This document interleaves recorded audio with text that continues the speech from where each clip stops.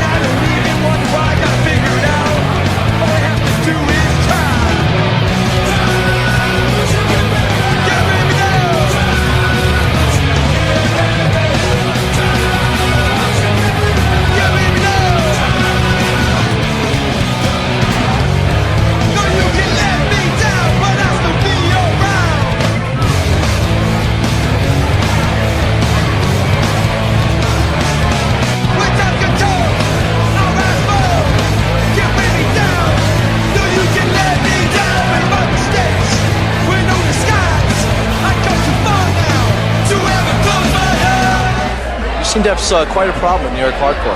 It's incredibly violent. You enjoy the pit dancing. Yeah, it's not just boys' fun. Exactly, not just boys fun.